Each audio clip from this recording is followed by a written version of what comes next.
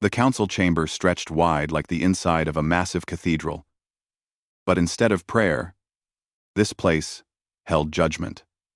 Dozens of alien species filled the curved rows of seats that rose toward the ceiling. Their colors painted the room in shades humans had never seen on Earth. Blues that hurt to look at. Greens that seemed to shift and breathe. Reds so deep they looked like frozen blood. Captain Min-jun Park walked into the center of the chamber. His boots clicked against the smooth floor. The sound echoed. Every eye, antenna, and sensor turned toward him. Some of these beings had eyes the size of dinner plates. Others had clusters of tiny eyes like spiders. A few had no eyes at all, but watched him in ways he could feel on his skin. He wore a simple uniform, dark blue with a small patch showing Earth. The judgment seat waited in the middle of the floor. It looked like a metal chair designed to make whoever sat in it feel small. Min-jun walked to it without hurry. He sat down. He placed his hands on his knees. Then he waited. At the highest point in the chamber, the council leaders sat on a platform that floated above everyone else. The largest was Vex Thara, whose species looked like insects the size of bears. Her shell was black with patterns of gold. Her voice came through a translator that made her clicking sounds into words. Human Captain Min-jun Park, you stand before the Unified Galactic Assembly to answer charges against your species. Do you understand why you are here? Min-jun nodded once. He said nothing. Vex Thara's antennae twitched. She seemed to expect more. When nothing came, she continued. Humanity has applied for membership in this assembly. But many species have raised concerns. Serious concerns. Your kind is violent. You come from a death world. You refuse to follow the natural laws that govern civilized species. Min-jun pulled out a small datapad from his pocket. He opened it and began taking notes. His face showed nothing. Not anger. Not fear. Not even interest. Just calm attention. A rumble came from the left side of the chamber. The Krovax delegation shifted in their seats. They were large beings, covered in scales like armor. Their muscles bulged under their uniforms. They were a warrior race, and everyone knew it. Their commander stood up. His name was Thrakmar, and his voice needed no translator.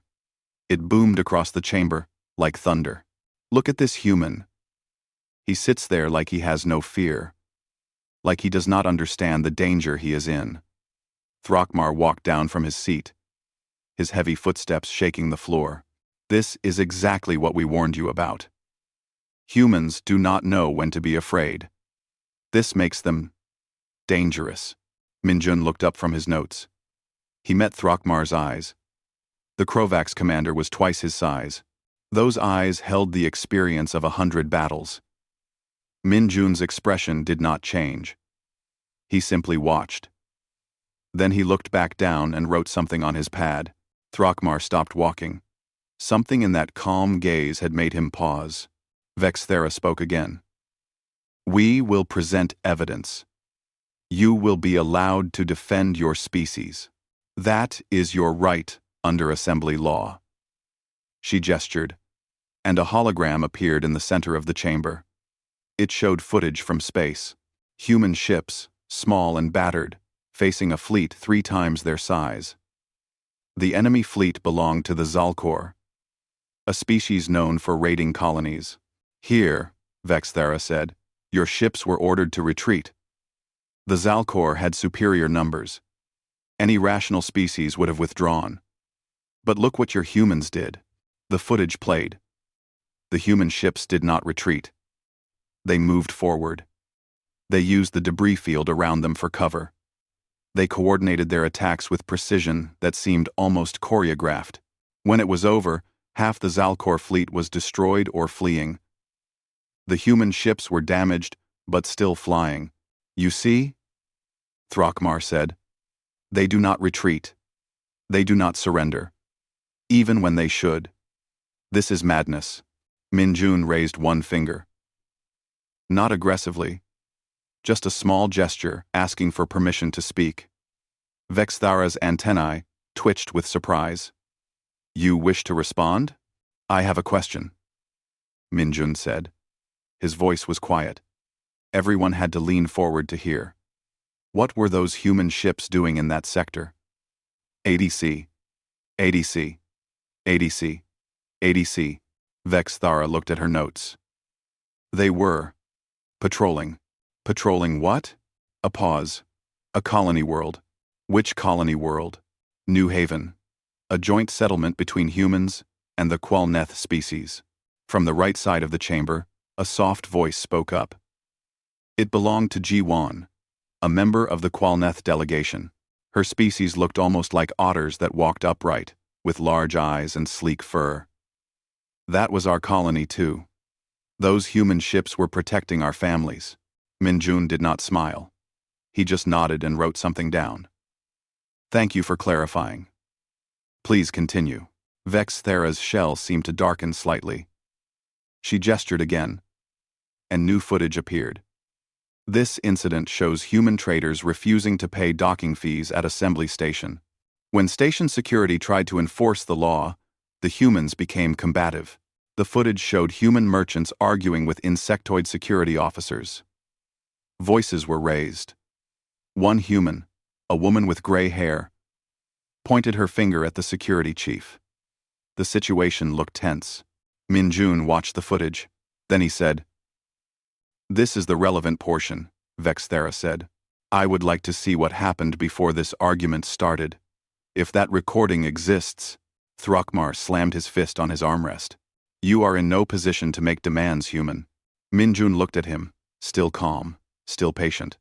I am not making demands. I am asking questions. The council said I have the right to defend my species. To do that, I need to understand the full context. Is the full recording available? Vexthara consulted with another council member, a being made of what looked like living crystal. After a moment, she gestured again. The hologram rewound. It showed the human merchants arriving at the station. They presented their cargo manifest. They agreed to pay the standard docking fee. Then, a new security officer arrived and demanded they pay triple the normal rate. When the humans asked why, they were told it was a special fee for Deathworld species. The human trader tried to argue calmly at first. It was only after being threatened with arrest that voices were raised. The chamber fell silent. Ji-Won spoke again, her voice gentle but clear. That security officer was fired 2 weeks later. For corruption. He was charging illegal fees to multiple species and keeping the extra money. Minjun nodded. He wrote more notes. He did not look at Vexthara. He did not gloat. He simply said, Thank you. That provides useful context. Thrakmar was breathing heavily now. His scales rustled with agitation. This proves nothing. We have dozens more examples of human aggression, of human refusal to follow proper behavior. I look forward to reviewing them, Minjun said. His tone did not change. It was not sarcastic. It was not challenging. It was simply patient, like a teacher waiting for a student to finish a presentation. That patience seemed to unsettle the chamber more than any threat could have. Vexthara leaned forward on her platform. Human, why are you not defending yourself more aggressively? Why do you just sit there? Minjun looked up at her. For the first time, something like expression crossed his face. It might have been a small smile. It was hard to tell. I am listening. You said you would present evidence. I am watching that evidence. I am learning from it. Please, continue. The way he said it made several council members shift uncomfortably in their seats. There was something in that stillness. Something in that complete lack of fear or anger. Something that reminded them of predators they had known on their own worlds. The kind that did not rush. The kind that waited. The kind that watched until they understood everything before they moved. Thrakmar stepped closer to the judgment seat. He loomed over Minjun, his shadow falling across the human like a storm cloud. You should be afraid, he growled. Minjun looked up at him. He did not lean back. He did not tense. He simply looked. "Should I?" he asked quietly. "Why?" The Krovak's commander had no answer. He had expected fear or defiance. He got neither. Just a question. Just those calm eyes watching him. Waiting. Thrakmar stepped back. Vexthera announced they would continue presenting evidence after a short recess. The council members filed out. Min Jun remained seated. He continued writing notes. His breathing was steady. His hands did not shake. Ji-won watched him from across the chamber. She saw something the others did not. This human was not frozen with fear. He was not planning violence. He was doing something far more dangerous than either. He was being patient. He was letting them talk. He was waiting for them to reveal themselves. She wondered if the council realized they were not judging humanity. Humanity was judging them. And the human sitting in that chair was simply taking notes on everything they said, everything they revealed about themselves. The recess began. Most species left to confer with their delegations. Minjun pulled out a container from his pocket. He opened it and ate a simple meal. Rice and vegetables. He ate slowly, methodically, like he had all the time in the world. Because he did. Patience was something humans had learned long ago. On their death world. Where rushing got you killed. Where waiting through the winter meant survival. Where watching and learning were just as important as fighting. Minjun finished his meal. He pulled out his datapad again. He reviewed his notes, and he waited for the council to return. In another part of the station, messages were being sent. Urgent communications to homeworlds. Several species were suddenly very interested in reviewing their intelligence about humanity, because something did not add up. This human should have been intimidated. He should have been angry. He should have been something other than perfectly, completely calm. What did humanity know that they did not? The question hung in the air like smoke. And in the judgment chamber, Min Jun Park sat in his chair and waited for the answer to reveal itself. 5 years before this moment, Min Jun Park had stood in a very different room. It was on Earth. In Seoul. In a building that handled the worst kinds of emergencies. He was a negotiator then, the kind they called when someone was holding hostages, when someone was standing on a bridge, when words were the only weapons that might work. He had been good at it, not because he talked a lot, but because he knew how to be quiet. He knew how to wait. He knew that people in crisis needed to talk themselves out, to hear their own words, to realize their own contradictions. His job was not to argue. It was to listen, to watch, to be patient until the truth had room to breathe. That was why they chose him for this mission. Not because he was the best fighter, not because he was the smartest diplomat, but because he could sit in a room full of hostile aliens and simply wait. While everyone else was talking, he would be learning. Back in the council chamber, the recess ended. The alien species filed back to their seats. Some looked uncertain now. Others looked more determined. Thrakmar and the Krovak's delegation returned with their scales polished and their weapons prominently displayed on their belts. Minjun was still sitting exactly where they had left him. His posture had not changed. He looked rested, peaceful, even, like a man meditating in a garden instead of sitting in judgment before species that could destroy his world. Vexthara called the session back to order. Her voice had an edge to it now. We will continue with the evidence. The next footage comes from the border conflict with the Ralmesh Collective. The hologram shifted. It showed human military ships in formation. They were facing a massive fleet. The numbers were not even close. 20 human vessels against more than 100 Ralmesh warships. The footage showed the human fleet commander trying to negotiate. The Ralmesh admiral laughed. The sound was like grinding metal. He told the humans to surrender or be destroyed. The humans did not surrender. The humans did not retreat. The footage showed what happened next. It was not pretty. The human ships used tactics that seemed reckless. They flew into the enemy formation. They took damage that should have destroyed them but kept fighting. When it was over, the Ralmesh fleet was scattered. 30 of their ships were destroyed. The humans lost 12 ships. Every remaining human vessel was damaged. But they held the line. Madness, Throckmar said. Pure madness. No species fights like this. No species sacrifices so much just to hold a position. Minjun raised his hand again. That same small, polite gesture. May I ask a question? Vexthara's antennae drooped slightly. She was beginning to dread those questions. Speak. What was that position protecting? It was a border outpost, strategically insignificant. What else was in that system? Vexthara checked her notes again. Her movements were slower this time. There were civilian transports, refugee ships, carrying survivors from a planetary disaster. What species? Minjun asked. Multiple species, primarily Skalnith and Thorian populations. And if the human fleet had retreated, what would have happened to those refugees? Silence filled the chamber. Everyone knew what the Ralmesh did to refugees. They sold them as slaves. Or worse. G1 spoke up again from her section. Her voice was soft, but it carried. My cousin was on one of those ships. The humans stayed because they gave their word they would protect the transport lanes. They kept their word. Minjun nodded. He wrote in his notes, "Thank you. Please continue with the evidence." Throckmar stood up again. His scales were darkening, a sign of agitation in his species. You twist everything.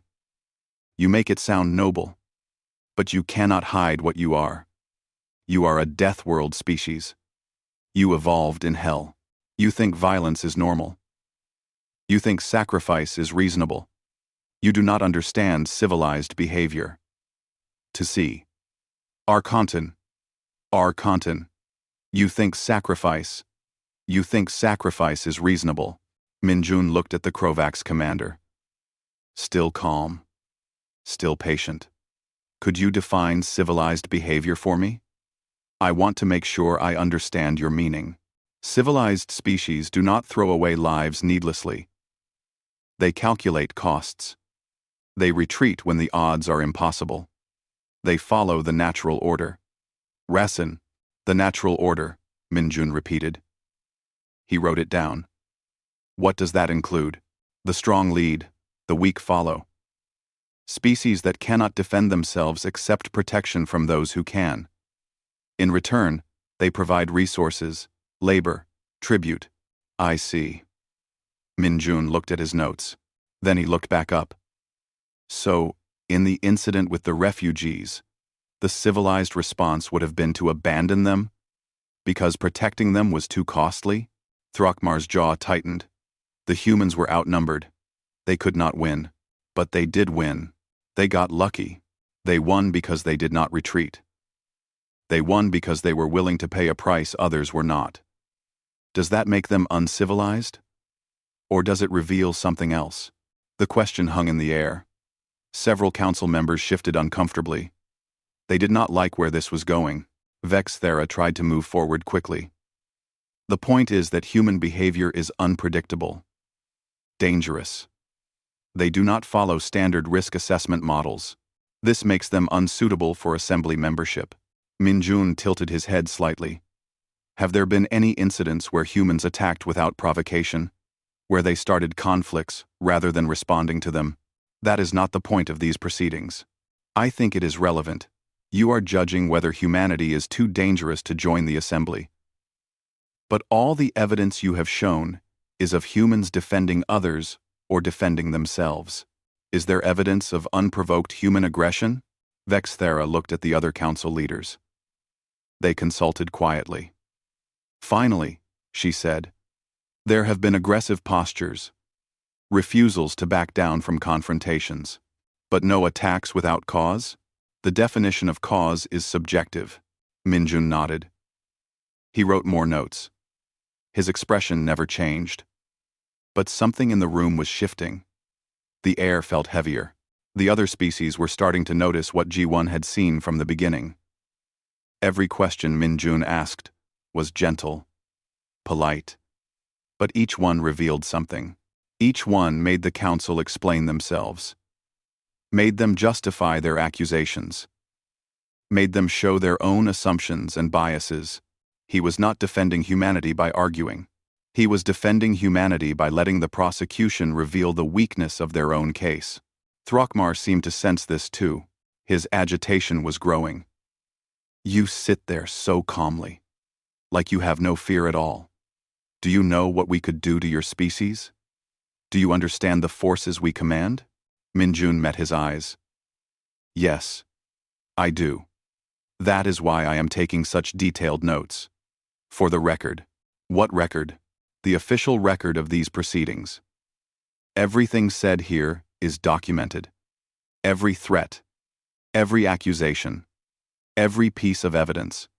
It will all be available for review. That is standard assembly procedure, is it not? Vexthera confirmed it with obvious reluctance. Yes, all proceedings are recorded.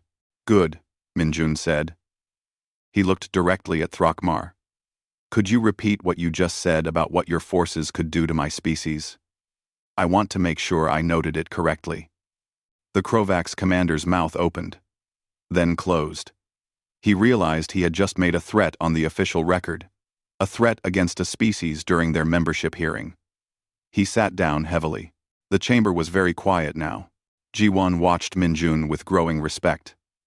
She had been a diplomat for 20 years. She had seen many strategies. Aggression, compromise, manipulation. But this was something different. This human was not fighting at all. He was simply being a mirror, reflecting everything back at the council, letting them see themselves clearly. And they did not like what they saw.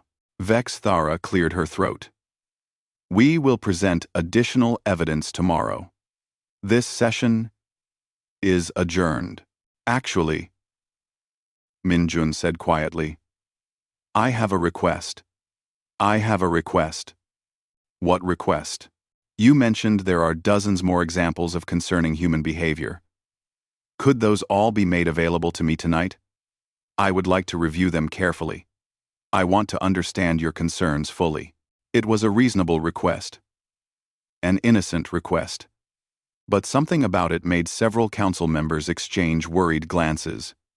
Because if they gave him all the evidence at once, he would have time to examine it, to find the context they had removed, to ask questions about each incident, to turn their case against them piece by piece. But they could not refuse. Not without looking like they were hiding something. It will be provided, Vexthara said. The session ended. Beings filed out of the chamber. Minjun remained seated. He continued writing his notes. Several species glanced at him as they left. Some with curiosity. Some with concern. The Krovax delegation stared at him with open hostility. But none of them approached him. Except Ji-won. The Qualneth diplomat walked down to the chamber floor. She stood near Minjun, but not too close, respecting his space. Captain Park, she said quietly. May I speak with you? Minjun looked up. His face softened slightly. Of course. Please call me Minjun. Minjun. She tried the name carefully. I am Ji-won. I wanted to say. What you are doing is remarkable. I am just listening. No. You are doing more than that. You are teaching without seeming to teach. You are revealing truth without attacking anyone. How did you learn this? Well. Why? White. Minjun considered the question. On my world, I worked with people in crisis. People who were hurt, or scared, or angry. I learned that arguing with them never helped. But listening did. Asking questions did. Giving them space to hear their own words. That helped. You see this council as people in crisis? I see them as people who are afraid. Fear makes beings act in ways they normally would not. My job is not to add to that fear. My job is to be calm until they can be calm too. Ji-won's large eyes studied him. Some of them are not afraid of humans. Some of them want to control you. To dominate you. I know, Minjun said. His voice was still gentle. But there was something else underneath now. Something solid, like bedrock under soil. That is why I am taking such careful notes. May I ask what you plan to do with those notes? That depends on what the council decides to do. Minjun closed his datapad. Ji-won, may I ask you a question? Yes. Why did the Qualneth join this assembly? What did you hope to gain? Ji-won was quiet for a moment. Protection. We are not a warrior species. We needed allies who would defend us. Are none wise. And have they? Defended you? She did not answer right away. When she did, her voice was sad. Sometimes. When it benefits them. Minjun nodded. Like he had expected that answer. Thank you for your honesty. And thank you for speaking up about your colony. That took courage. It was simply the truth. Truth often requires courage to speak. Minjun stood up slowly. He gathered his things. I should go review the evidence they are sending me. It will be a long night. Minjun, Ji-won said as he turned to leave. What you said about patience. About being calm. There is a saying in my culture. Still, water reflects the sky. Troubled water reflects nothing. Minjun smiled. It was the first real smile Ji-won had seen from him. We have a similar saying on Earth. Still, waters run deep. He left the chamber. His footsteps echoed in the huge space. Ji-won watched him go. She thought about what she had witnessed. This human had been accused, threatened, judged, and he had responded with questions, with patience, with an absolute refusal to be moved to anger or fear. It was only later, when she was alone in her quarters, that Ji-won realized something. Min-jun had never once asked the council to approve humanity's membership. He had never argued for it, never pleaded for it. He had simply sat there and watched them reveal who they really were. She wondered what would happen when Min-jun decided it was time to stop watching. When he decided it was time to act. The thought should have been frightening. But somehow, it was not. Because Ji-won had seen something in that human's calm eyes. Not cruelty, not violence, but justice. Patient, inevitable justice. The kind that did not rush. The kind that waited until the right moment. The kind that came from beings who had survived on a world that taught them one essential truth. Good things come to those who wait. But so does everything else. And humans had learned to wait for both. The next morning, Min-jun arrived at the council chamber early. He looked rested. His uniform was crisp. His datapad was filled with new notes. He had spent the night reviewing all the evidence the council provided. Every incident, every accusation, every piece of footage. He had watched it all with the same careful attention he brought to everything else. He knew things now. Important things. Things the council probably wished they had not revealed. The chamber filled slowly. Species took their seats.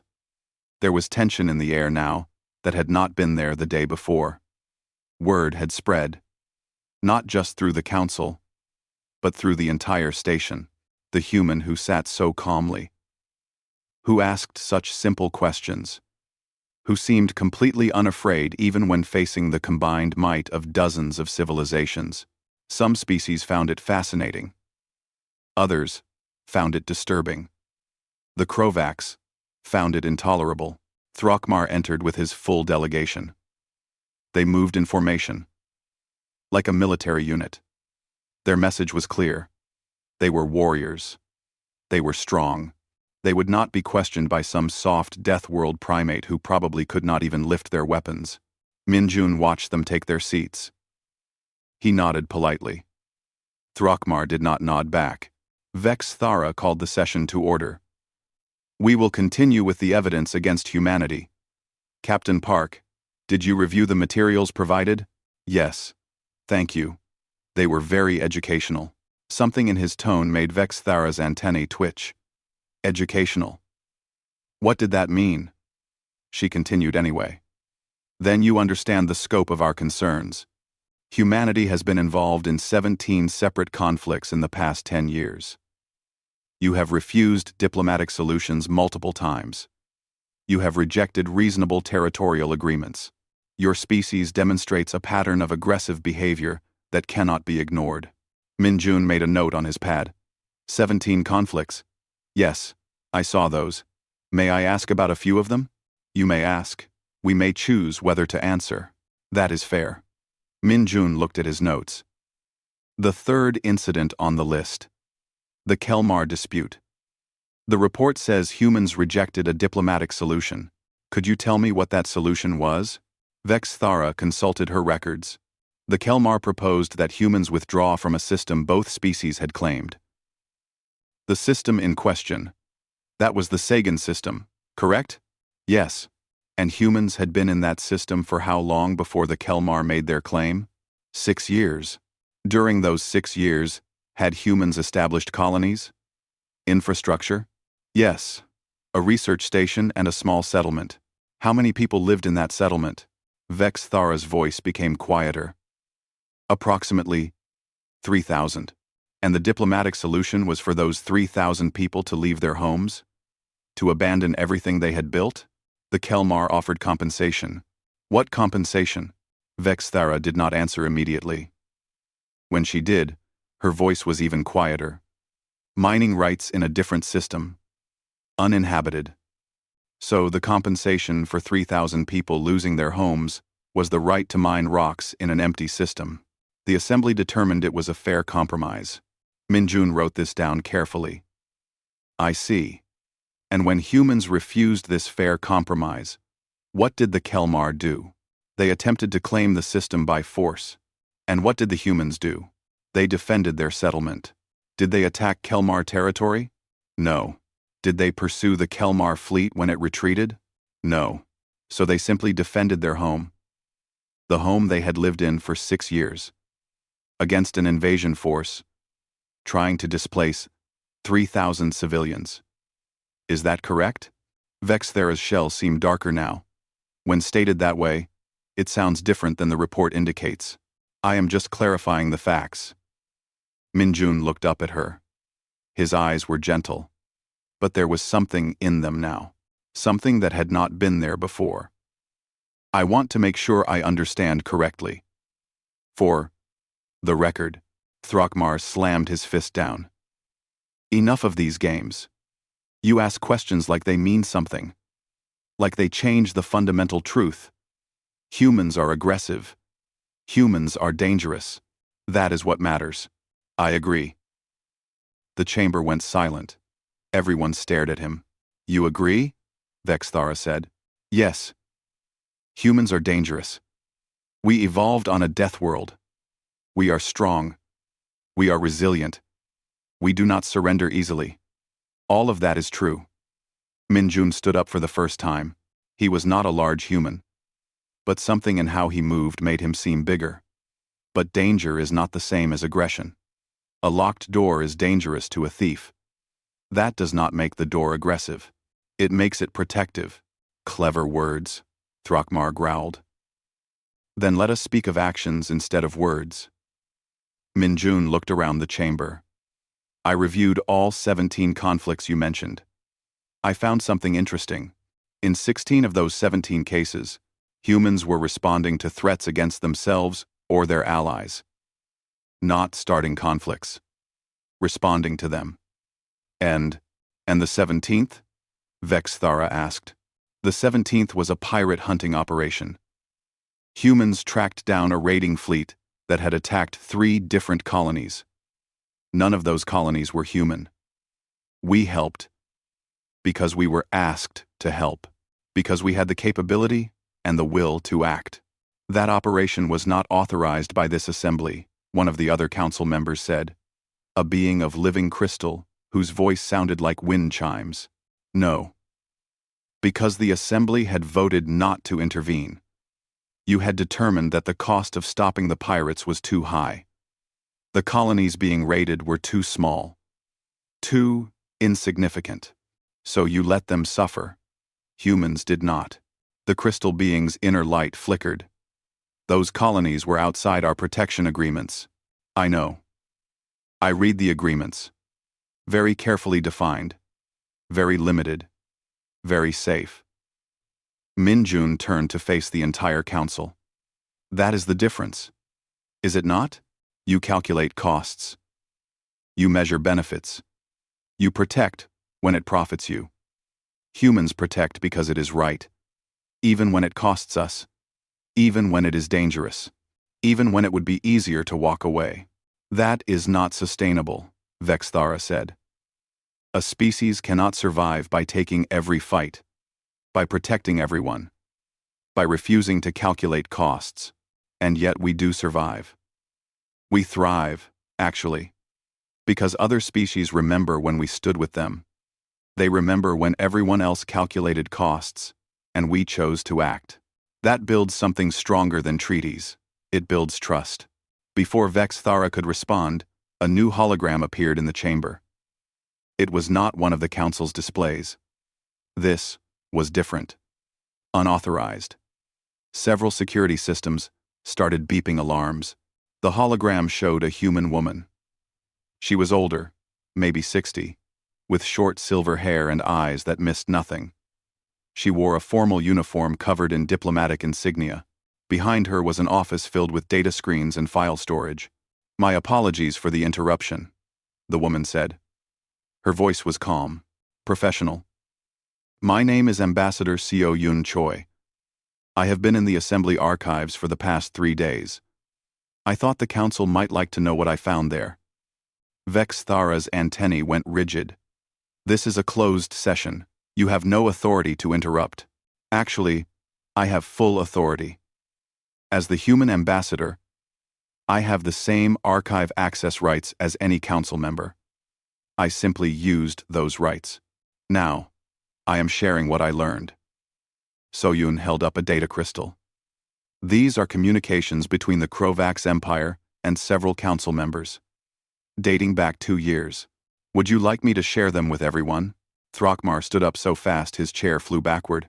Those are classified communications, sealed under security protocols. Sealed under security protocols that I, as an ambassador, can access during my species membership review. Which is what I did. Seo Yun's expression did not change. Should I read them aloud? Or would you prefer to explain them yourself? You have no right, Throckmar said. But his voice was different now. There was something in it that had not been there before. Something that sounded almost like fear. Seo Yun looked at Min-jun. Captain Park, you have been very patient. You have let the council present their case. You have asked good questions. Now, I think it is time we present ours. May I? Min-jun nodded. He sat back down. But he did not look relaxed now. He looked focused. Alert. Like a hunter who had been waiting for exactly the right moment. Seo Yun tapped her data crystal. A new hologram appeared. It showed messages. Official communications. Stamped with military seals. These messages detail a plan to deny humanity membership in the Assembly. Not because we are too dangerous, but because the Krovax want our territory. Specifically, the 7 systems we currently control in the Outer Rim, systems rich in minerals, in rare elements, in resources, the Krovax need for their next fleet. Expansion. Lies, Throckmar said, but his scales were pale now. Are they? Seo Yun showed another document. Here is a projection model, created by Krovax military intelligence. It calculates the optimal time to claim human systems. The model assumes humanity will be denied Assembly membership. It assumes we will be isolated, vulnerable. The model gives you 18 months before we build enough defenses to make invasion too costly. The chamber was completely silent now, Seo Yun continued.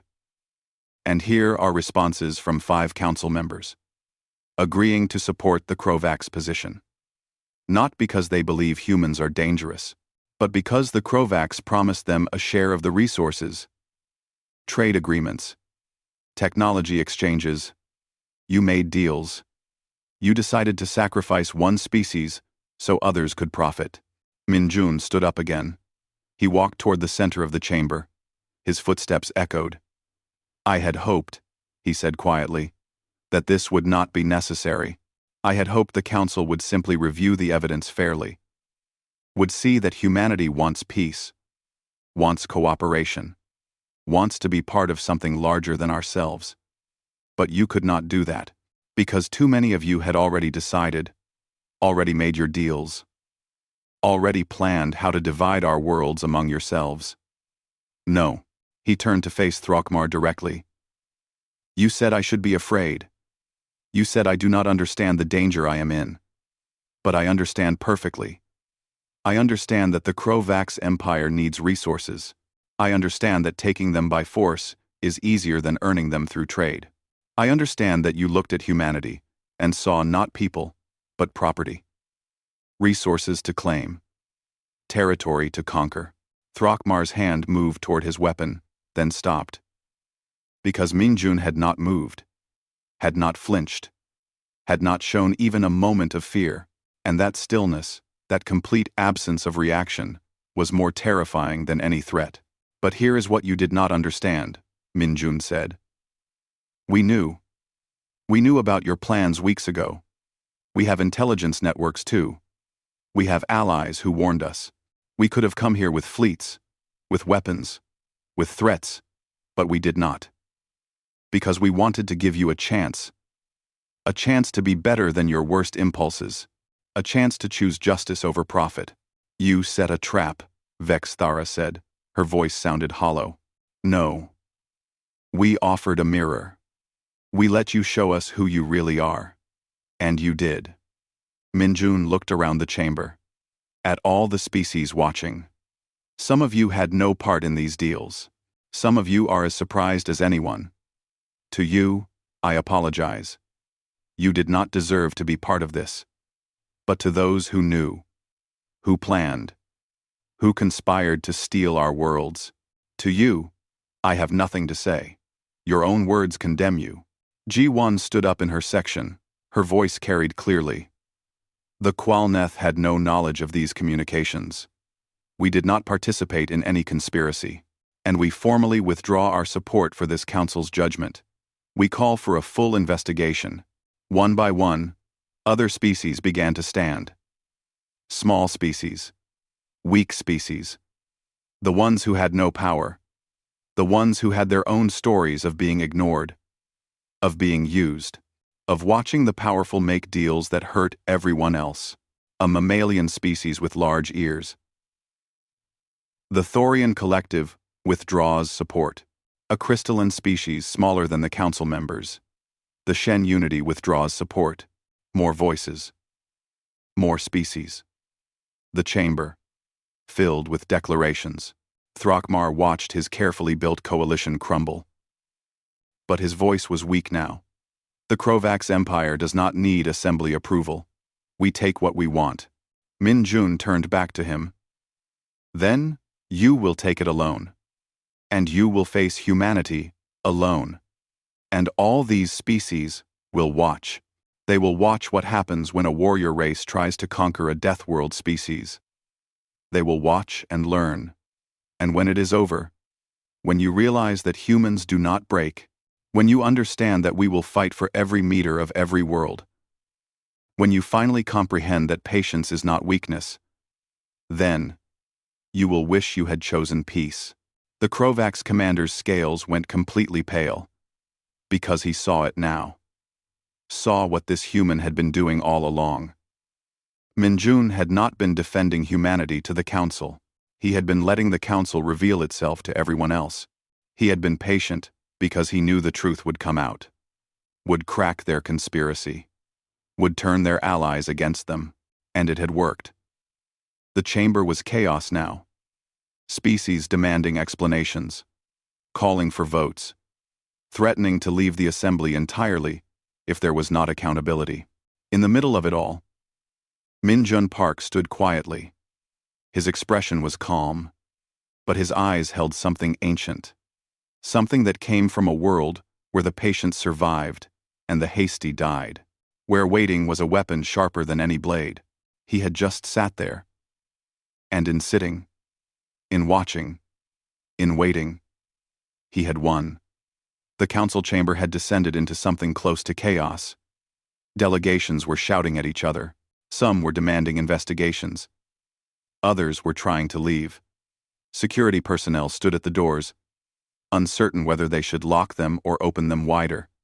No one seemed to be in charge anymore. Min-jun stood in the center of it all, an island of calm in a storm of anger and fear. He did not try to speak over the noise. He simply waited. Eventually, the noise would have to fade.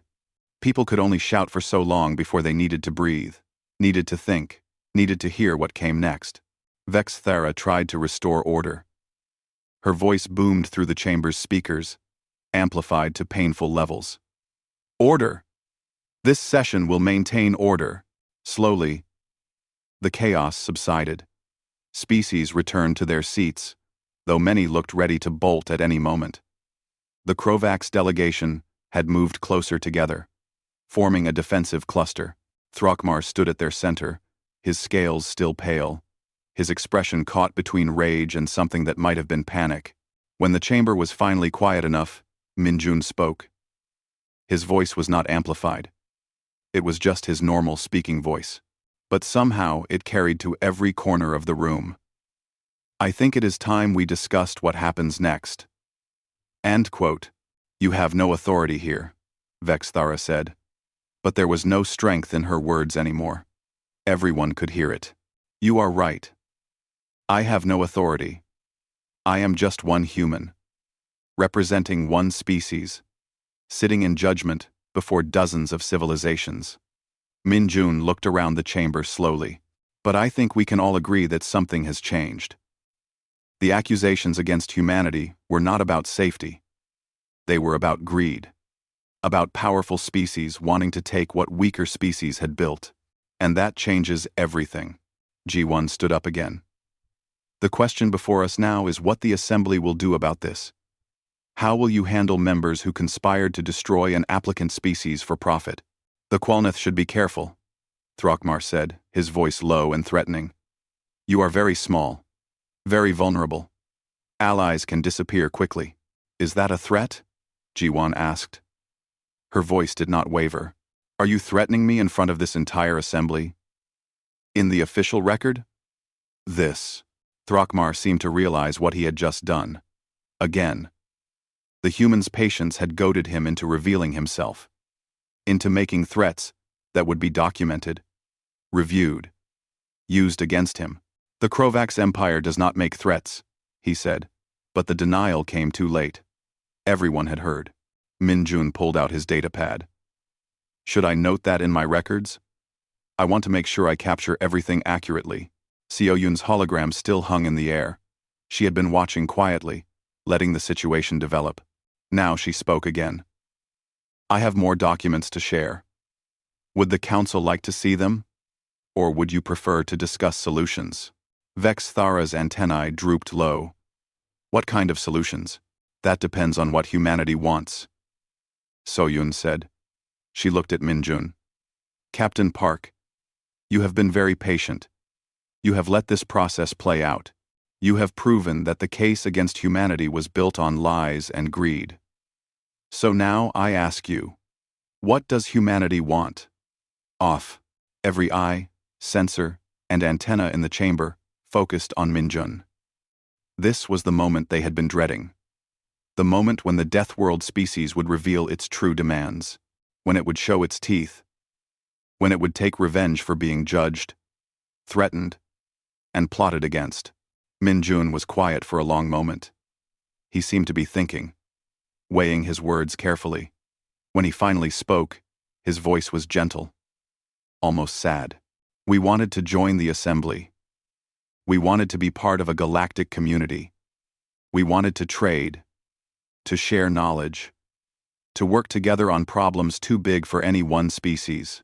That is what we wanted. He paused. But we do not want that anymore. Gasps filled the chamber. Several species looked relieved. Others looked confused. You are withdrawing your application? Vexthera asked. No. Minjun shook his head. We are not withdrawing. We are simply acknowledging reality. This assembly is not what we thought it was. It is not a community. It is a hierarchy. The powerful rule. The weak serve. And anyone who threatens that order is destroyed. That is not something we want to join. Then what do you want? Thrakmar demanded. We want the same thing we have always wanted. Peace. Cooperation. Justice. But we will find those things elsewhere. With species who share our values. Who believe that strength should protect, not dominate. Who think that helping others is not a weakness but a responsibility. Seo Yun smiled. It was not a nice smile. It was the smile of someone who had been waiting to play their final card.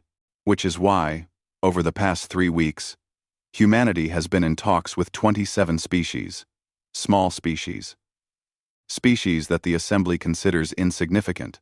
We have been discussing the formation of a new organization, one with different principles, different goals, different values. The chamber erupted again. But this time it was not chaos. It was fear.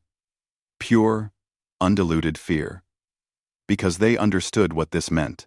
You are forming a rival coalition, Vexthera said. We prefer to call it an alternative, Minjun said. The Coalition of Free Worlds. Membership is open to any species that agrees to our founding principles. Mutual defense. Shared resources. Equal voices regardless of military power. Protection of the weak. Justice over profit. That is naive. One of the other council members said. A reptilian species with spines running down its back. Such idealism cannot survive. The strong will always rule. Perhaps, Minjun said, but we are willing to try. And we are not alone. G1? Would you like to speak? The Qualneth diplomat stepped forward. She looked nervous, but her voice was steady. The Qualneth have decided to leave the Assembly. We will be founding members of the Coalition of Free Worlds. We are tired of being protected only when it benefits our protectors. We want real allies. The kind who stand with you, even when it costs them something. See. 1. 1. 1.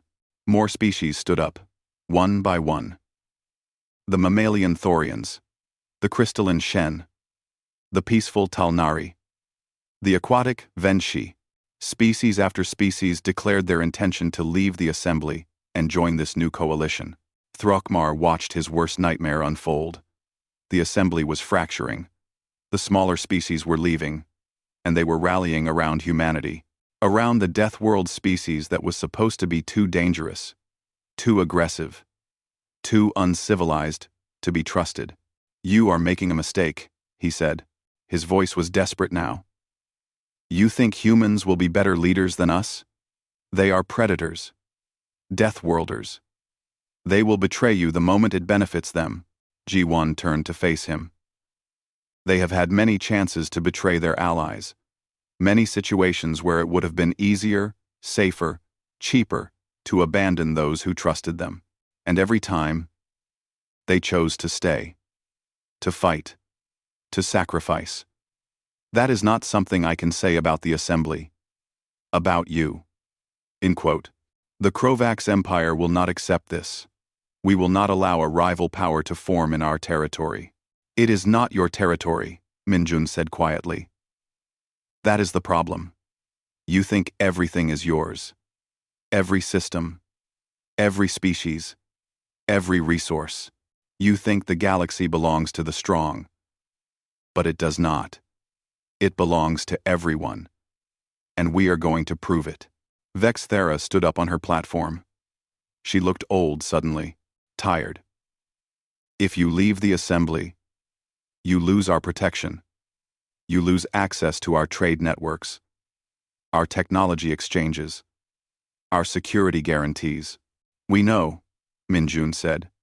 We accept those consequences, because what we gain is worth more than what we lose. We gain integrity. We gain real allies. We gained the right to look at ourselves in the mirror and know that we stood for something that mattered. This is not over, Throckmar said.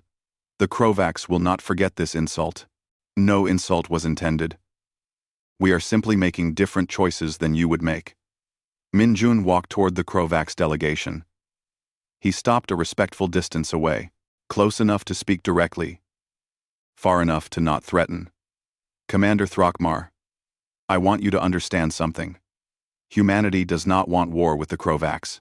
We do not want conflict with anyone.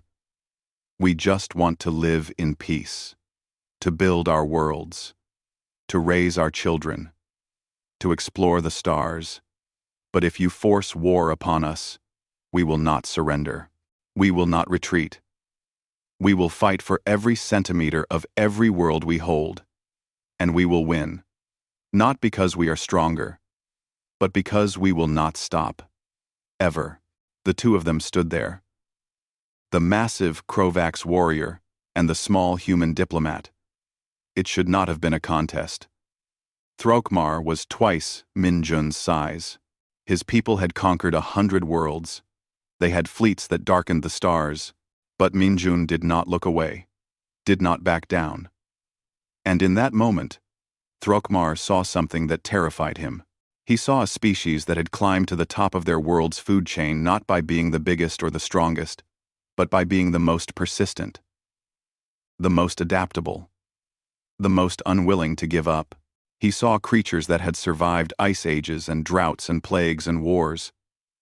Creatures that looked at the impossible and said, "Not yet." And he saw Deathworlders. True Deathworlders. Not just in body, but in spirit. And he knew, in that moment, that the Krovax could not win. They could invade human space. They could destroy human ships. They could level human cities. But they could not break the humans. And a war you could not win was a war you should not start. The Krovax Empire will consider its options, he said finally. It was as close to backing down as he could come without losing face entirely. Minjun nodded. That is wise. Take all the time you need. We are very patient. The way he said patient made it sound like both a promise and a threat. Seo Yun's hologram addressed the whole chamber. The Coalition of Free Worlds will formally announce its founding in 1 week. Any species wishing to join is welcome. Our requirements are simple. Our requirements. Renounce aggression against other members. Commit to mutual defense. Agree to protect the weak. Accept that all member species have equal voices, regardless of military power. That is all we ask. You will fail, Vexthara said. But there was no conviction in her voice anymore. Perhaps, So-Yun said, but we will fail trying to do what is right. Can the assembly say the same? No one answered. Minjun bowed slightly to the chamber. A gesture of respect, not submission. Thank you for your time.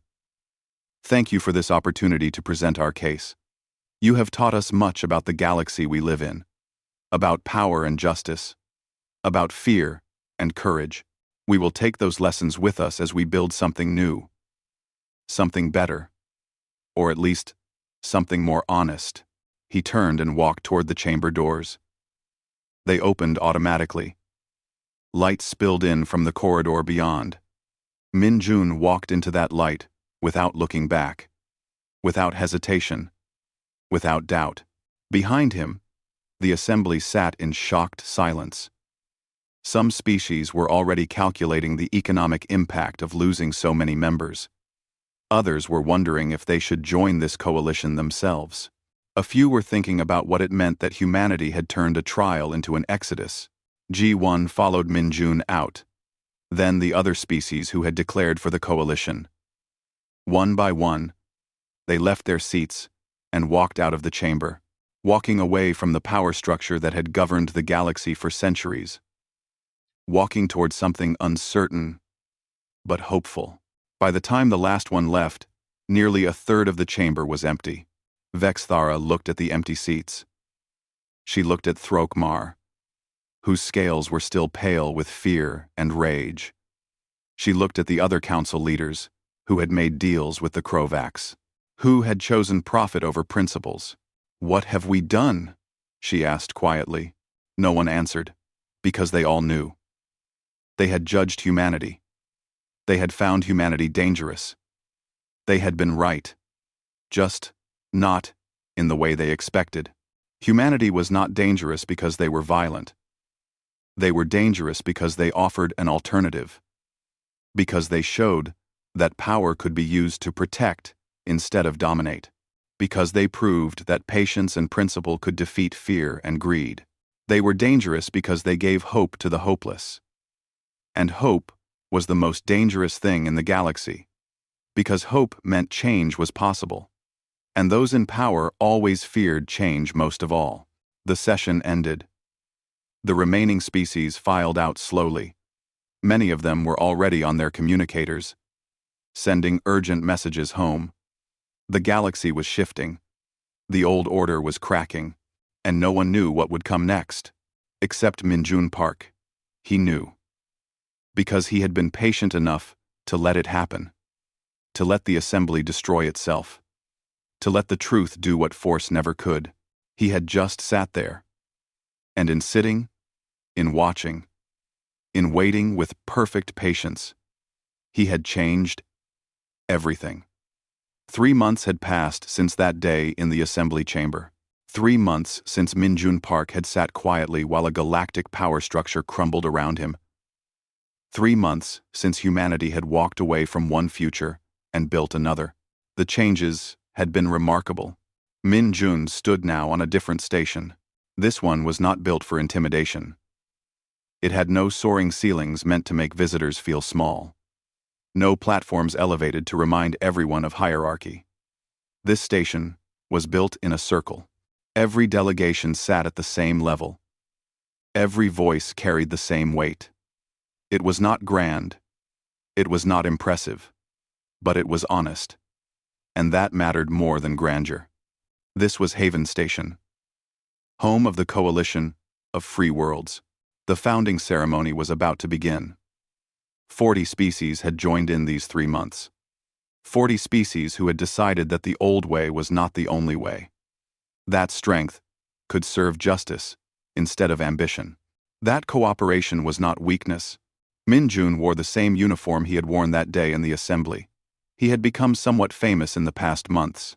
People called him the quiet human. The one who had defeated an empire without raising his voice, without firing a weapon, without even standing up. Until the moment was right, he found the attention uncomfortable. He had just done his job. He had been patient. He had listened. He had watched. These were not special skills. They were just necessary ones. G1 approached him from across the station's central hall. She looked different now, more confident. Her species had taken a huge risk leaving the assembly. But they were thriving. In the coalition, they had found something they had not had before. Real security. The kind that came from being valued, not just protected. "Minjun," she said, "are you ready for your speech?" He smiled slightly. "I have been practicing being quiet for so long. Speaking feels strange now. You will do well. You always do." They walked together toward the ceremony hall. Other species passed them. Some nodded in respect. Others stopped to thank Minjun for what humanity had done. He accepted their thanks with humility, because he knew the truth. Humanity had not saved these species. They had saved themselves. They had made the choice to leave, to risk, to hope. All humanity had done was show them that another path existed. The hall filled quickly. Representatives from every member species took their seats. There was nervous energy in the air. Excitement, fear, hope, all mixed together. Because this was new. This was untested. This could fail spectacularly. But it could also succeed.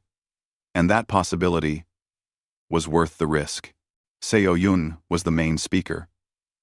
As the human ambassador who had exposed the assembly's corruption, She had earned that right. But she had insisted that Min Jun speak as well. "You started this," she had told him. "By being patient. By showing them what humanity really is. They need to hear from you." When the ceremony began, So-Yun spoke about principles, about justice, about building something that future generations would be proud of. Her words were powerful, inspiring, the kind of speech that would be remembered and quoted. Then it was Min Jun's turn. He walked to the speaking platform. He looked out at all those faces, all those species, all those hopes. He was quiet for a moment, gathering his thoughts, feeling the weight of what they had built together. "I am not very good at speeches," he began. "On Earth, I worked as a negotiator. I talked to people in crisis, people who were scared, who were hurting, who were making decisions that might change or end their lives. My job was not to tell them what to do. My job was to listen, to be patient, to give them space to find their own answers." He paused, looked around the room. 3 months ago, I sat in the assembly chamber. I was there to be judged, to defend my species, to prove we were not too dangerous to be trusted. But something strange happened. The more I listened, the more I realized that we were not the ones being tested. They were testing themselves. Every accusation they made revealed their own fears. Every piece of evidence showed their own biases. Every threat exposed their own weakness. Some species nodded. They remembered. They had watched the broadcasts, had seen the human who just sat there while an empire fell apart, trying to intimidate him.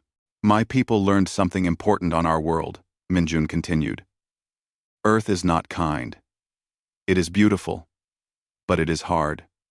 We had to survive winters that lasted months, droughts that killed crops, predators that hunted us, diseases that spread through our communities. And we learned that surviving was not about being the strongest. It was about being the most patient. 10 for men, and it is no by one." He walked to the edge of the platform, closer to the audience. "We learned to wait through winters because spring always came. We learned to endure droughts because rain always returned. We learned to outlast predators because they could not hunt forever. We learned that the strong sometimes win battles, but the patient always win wars. Because patience is not passivity. Patience is strategy. Patience is choosing when to act instead of reacting to what others do." Ji-won was watching him with those large, expressive eyes. She understood. She had seen it firsthand. In that chamber, I could have argued. I could have defended. I could have fought their accusations with logic and evidence. But I knew something better would happen if I just waited. If I let them talk. If I gave them time to reveal who they really were. Min Jun's voice was gentle, but it carried to every corner of the hall. Because people tell you who they are. Not with their words, with their actions, with their choices, with what they do when they think they have power over you. He looked at a cluster of Krovax representatives sitting in one section. They were not members of the coalition, but they had asked to attend as observers. To witness this moment, they met his eyes without flinching now. There was respect there. Hard-earned respect. The assembly told us who they were. They showed us that might makes right in their world. That the powerful take what they want. That justice is whatever serves their interests. And once we knew that, truly knew it, the choice was easy. We did not want to be part of that world.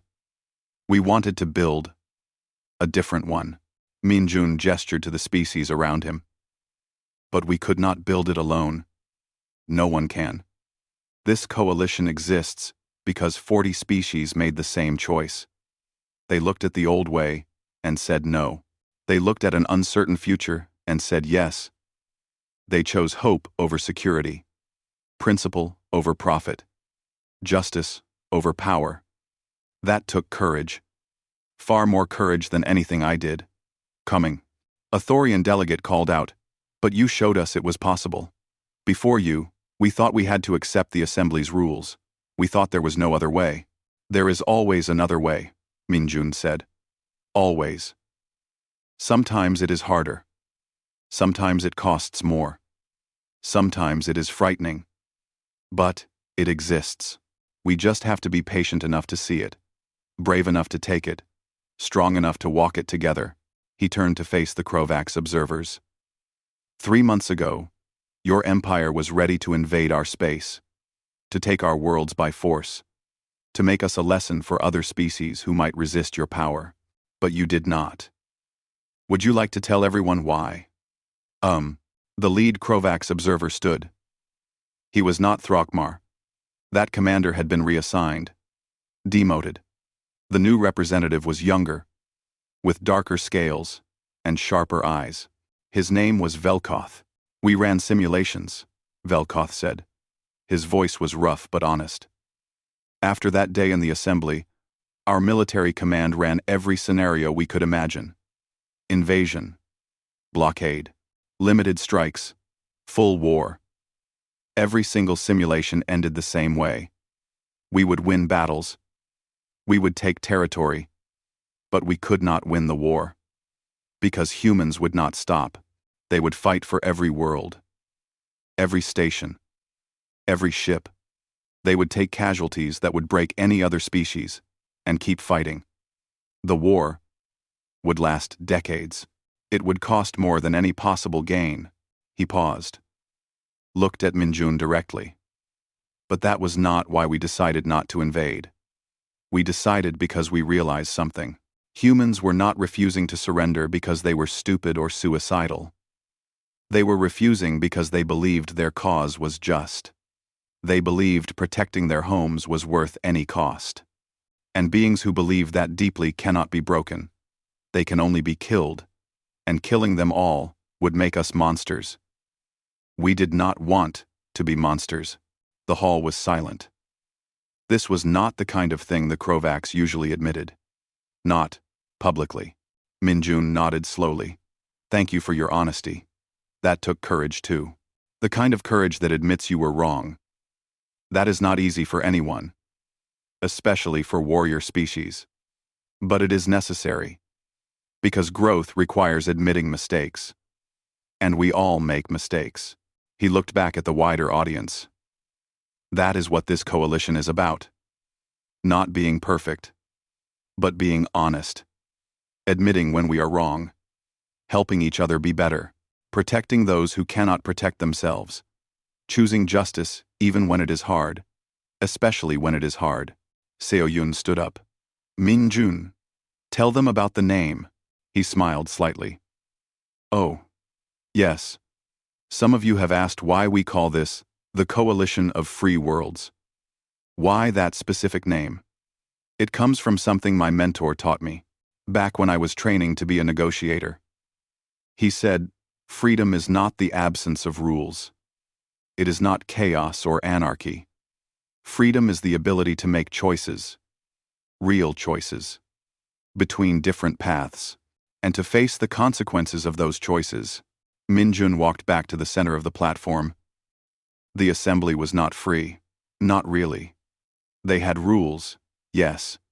But those rules were written by the powerful. They served the powerful. If you were weak, you had no choices.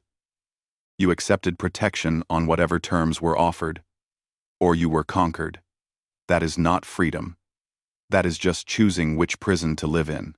He spread his hands. But here, you have choices. Real ones. We have rules. Yes. But they were written together. By all of us. And they can be changed. By all of us. If a rule is unjust, we can debate it. Vote on it. Change it. That is freedom. Not the absence of structure, but the power to shape that structure together. A small species Minjun did not recognize stood up. They looked like bipedal birds with iridescent feathers. What happens when we disagree? When member species want different things? When interests conflict? Good question, Minjun said. And I do not have a perfect answer. Because conflict is inevitable.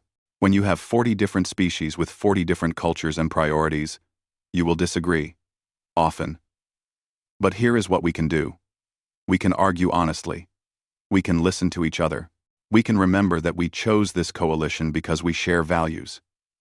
And those values can guide us through disagreements. Ji-won stood. Min-jun is being modest. But we do have a structure for this. A mediation council, made of representatives from different species. When conflicts arise, they will help us find solutions. Not by imposing decisions, but by facilitating discussion, by being patient. She smiled at him. We learned that from humans. Underfried, Anyteen, program. Underfried, Endered-free. The ceremony continued. Each founding species signed the coalition charter. It was a simple document. Nothing fancy. Just principles written clearly. Mutual defense. Equal representation. Protection of the weak. Justice over profit. Honesty over manipulation. The kind of principles that were easy to write, but hard to live. But that was the point. Good principles should be hard to live. They should challenge you. Make you better than your worst impulses. Force you to grow. After the ceremony, there was a reception. Species mingled, talked, laughed, shared stories, made plans. It felt different than the assembly receptions Min-jun had heard about. Those were full of posturing and power plays. This felt more like a community. Like people who genuinely wanted to know each other. To help each other. To build something together. Min-jun found himself alone for a moment, standing by a window looking out at the stars. A human station worker approached him. A young woman, maybe 25. With the eager energy of someone just starting their career. Captain Park? I am sorry to bother you. I just wanted to say thank you. You do not need to thank me. I just did my job. But you showed us something important. You showed us that being human means more than just being strong or smart or tough. It means being patient. Being just. Standing for what is right even when it costs us something. She looked out at the stars too. I want to be like that. I want to make you proud. Min-jun turned to look at her. He saw the hope in her eyes, the determination, the belief that things could be better, that she could help make them better. It reminded him of why he had become a negotiator in the first place. Why he had spent years talking to people in crisis. Because he believed people could change. Could grow, could be better than their worst moments.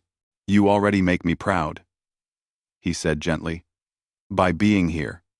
By choosing to serve in this coalition. By believing we can build something better. That is enough. That is everything. She smiled. Thanked him again. Hurried off to join her friends. Ji-won appeared at his side. You are good at that. At making people believe. One. I do not try to make them believe anything. I just tell them the truth, and hope it is enough. It is. She looked at him thoughtfully. Min-jun, may I ask you something personal? Of course.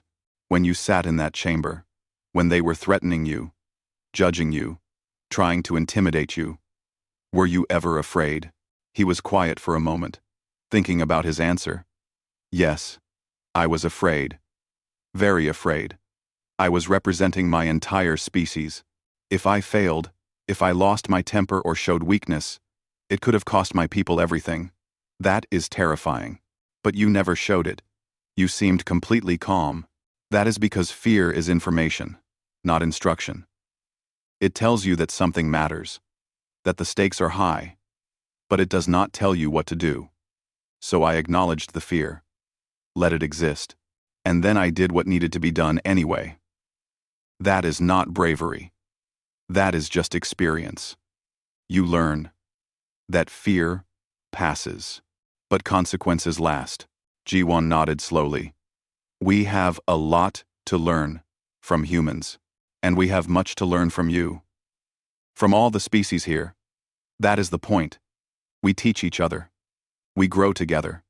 We become more than we could be alone. Later that night, after the reception ended, Min-jun returned to his quarters. They were small. Simple. Just a room with a bed and a desk and a window. He did not need more. He sat at the desk and pulled out his datapad.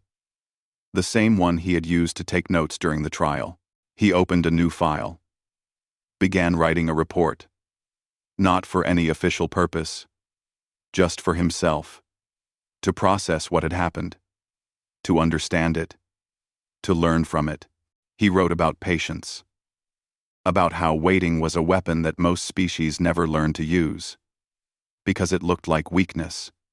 It felt like surrender. But it was neither. It was strategy. It was choosing your moment. It was letting others exhaust themselves while you conserved energy. It was death world thinking. The kind that said survival mattered more than pride. He wrote about fear. About how the Krovaks had been afraid of human violence. But what really defeated them was human patience. Because violence, they understood. Violence, they could fight. But patience confused them, unsettled them, made them reveal themselves. He wrote about justice. About how it was not something that powerful species granted to weak ones. It was something everyone deserved. Something worth fighting for. Something worth building a coalition around. When he finished writing, he looked out the window at the stars. Somewhere out there, the assembly still existed. Still operated. Still believed that might made right. But they were weaker now. Less certain. Because alternatives existed. Because species had choices. That was enough. For now, the coalition might fail. Might collapse under its own idealism. Might prove that the old way was the only way that worked. But they were going to try. Act of the pensis. They were going to be patient. They were going to build something worth believing in, or die trying. Which would be very human of them. Minjun smiled at that thought. Closed his datapad. Prepared for sleep. Tomorrow would bring new challenges. New conflicts. New problems that required patience and wisdom and courage. But tonight, he could rest. He could feel satisfied. He had done what his mentor had taught him. He had listened. He had watched. He had waited until the moment was right. And he had changed the galaxy. Not with weapons, not with threats, not with grand speeches or clever manipulation. Just by sitting there. By being still. By letting patience do what force never could. Because that was what Deathworlders really were. Not just survivors, but beings who understood that time was on their side. That rushing led to mistakes. That the patient inherited everything the hasty lost. The galaxy was learning that now. Learning it from a species that had climbed out of their world's gravity well. Carrying an ancient wisdom. Stillness was not surrender. Patience was not weakness. Waiting was not giving up. Sometimes, the strongest thing you could do was nothing at all. Until the moment you did everything. And that moment came not when others chose it. But when you did. When patience transformed into action. When stillness became unstoppable motion. The Krovaks had learned this. The assembly was learning this. Soon, everyone would know. Humanity was here. And they were not going anywhere. Because Deathworlders knew how to wait. How to endure. How to outlast everything that tried to break them. They had done it on Earth. Through ice ages and mass extinctions and countless disasters. Now they would do it among the stars. Not by conquest, but by simply being what they were. Patient. Persistent. Present. Until the galaxy understood that some things could not be intimidated, could not be broken, could only be accepted, respected, and eventually, joined. Minjun Park fell asleep that night with a small smile on his face, because he knew a secret that the galaxy was just beginning to understand. The quiet ones were always the most dangerous, not because they struck without warning, but because they had already won before anyone realized the fight had started. They had won by being patient enough to let everyone else defeat themselves. He had just sat there, and the galaxy had changed. and would keep changing. One patient moment at a time.